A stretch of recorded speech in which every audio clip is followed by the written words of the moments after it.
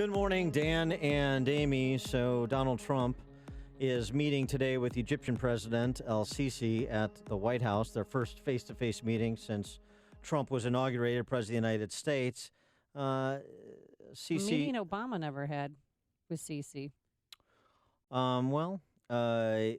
This is A new era? this has the potential to be an important. Well, it is an important relationship. Egypt is the second largest recipient of foreign aid behind U.S. foreign aid behind Israel, and El-Sisi is a sworn enemy of the Muslim Brotherhood, which should be designated a terrorist organization in my estimation.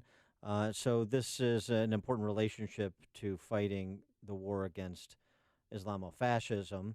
But for more on this, let's get an expert opinion on this, and that expert opinion will come to us via Dr. Zuhdi Jasser, who is the president of the American Islamic Forum for Democracy and former U.S. Navy lieutenant. He's also the author of the book, A Battle for the Soul of Islam. Zuhdi, thanks for joining us again. Appreciate it. Oh, it's great to be with you. Thanks for having me. So what about this issue? This is a point of some contention between kind of hardliners, I would describe, when it comes to combating radical Islamic terrorism, and the diplomat set about the designation of the Muslim Brotherhood. El-Sisi, one of the first things he did when he assumed office was to outlaw the Muslim Brotherhood. I'm not sure how impactful that is, but it's a good message sender at the least. And so, what should Trump, in your estimation, seek to extract from El-Sisi? How can they work together to combat this radical element within Islam that's doing things like persecuting Coptic Christians in Egypt? Well, I think you hit the nail on the head about the Christian community. They've been we're suffering significantly under the Brotherhood. Now the president is looking to sort of regroup our allies in the war against ISIS, and there's no better ally than El-Sisi.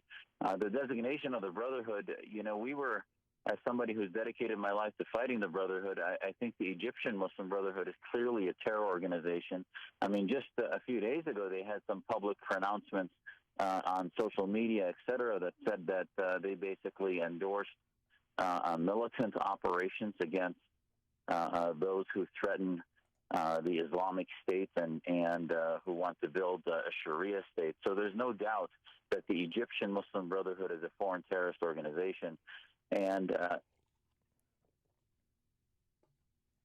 Hello? Oh, no, they've intercepted another one of our pro-freedom guests. That's what they do. NSA has got to give us a break, especially on a Monday. I think it was because your harsh criticism of Congressman Adam Schiff. I think that was the problem. Do we have Zuhdi back? Yeah, I think he's there. Oh, wait. Zuhdi, are you back? yes. Oh, all right. Okay. That was a quick All right. disconnect All right, and reconnect. Thank you. We'll reconnoiter our electronic setup here to make sure that it's not vulnerable to such attacks again. So I'm sorry, you were saying about the Muslim Brotherhood and the propriety in designating it as a terrorist organization and so forth.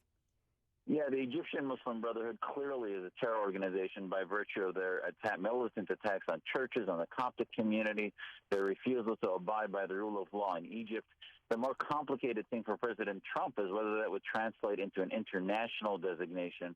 I think that's more complicated. We need to do it country by country, where there are groups that are not named the Brotherhood, but really are legacy groups of them that we need to address really country by country. But I also think that I would like to see President Trump hold El-Sisi accountable to the reforms that he supposedly rhetorically said he was going to do in January 2014, where he said the right things about countering violence, et cetera, but hasn't talked about democracy and liberty and what he's for. So he has actually overseen the torture and imprisonment of journalists and other things that really has really become Mubarak 2.0.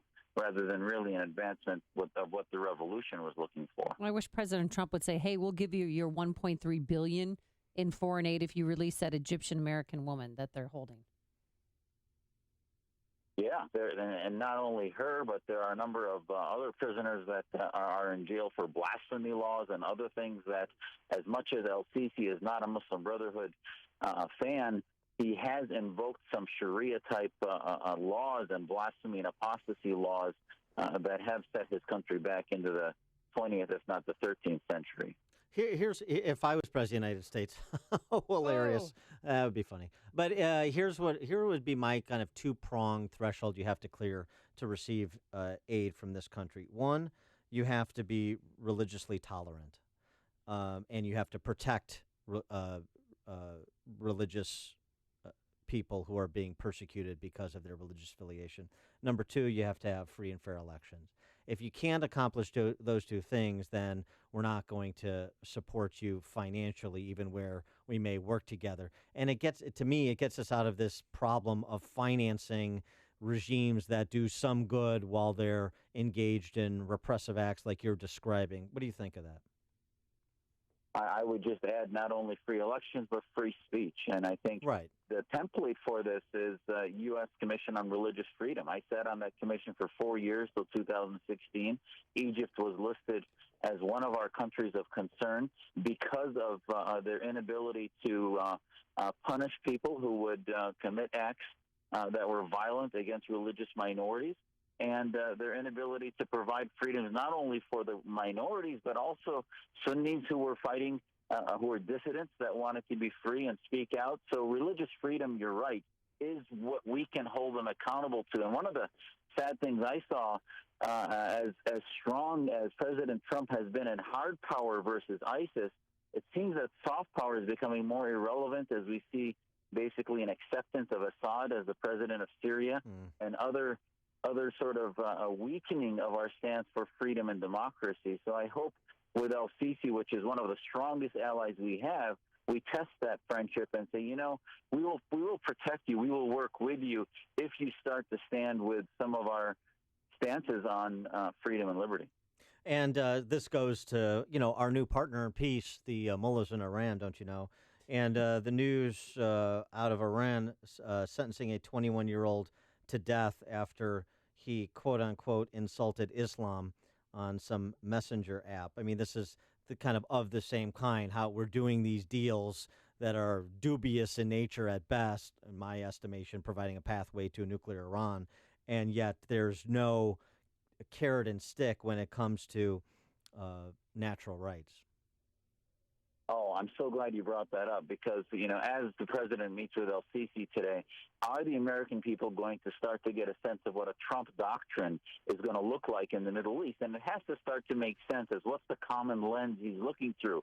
If he turns a blind eye to what's happening in Iran, with how strong he was in the campaign against the Iran deal and how horrible that was, how does it make sense to say, well, we will no longer work to see the end of the Assad regime when that's exactly what the Iranians wanted, which is their client state of Assad, Hezbollah and 20 to 40,000 troops in Syria.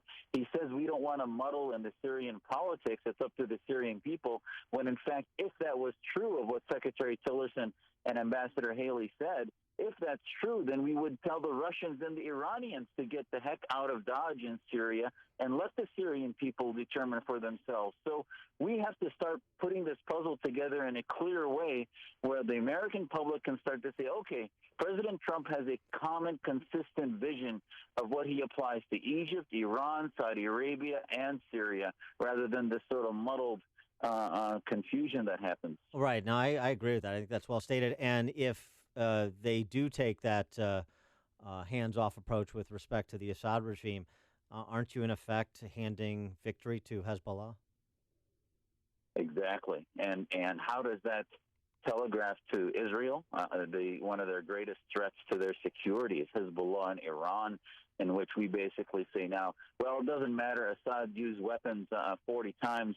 Chemical weapons, it doesn't matter. And on the one hand, we were critical of Obama's rhetoric when he didn't back that up with anything. It almost seems now we've made even a step backwards as we've stepped away from the rhetoric and accepted Assad. And there's no way, as hard as it is to say, well, what would replace Assad? Let it truly be up to the Syrian people. Let's tell the Russians and the Iranians rhetorically and openly to withdraw from Syria and let them have some self-determination. And I think ultimately that's the path for every country in the Middle East to move towards the 21st century and to be more free.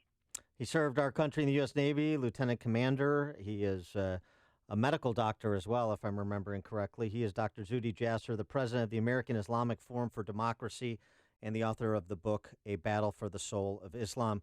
Dr. Jasser, thanks as always for joining us. Appreciate it. Anytime. Thank you for having me. And he joined us on our turnkey.pro answer line. Excuse you.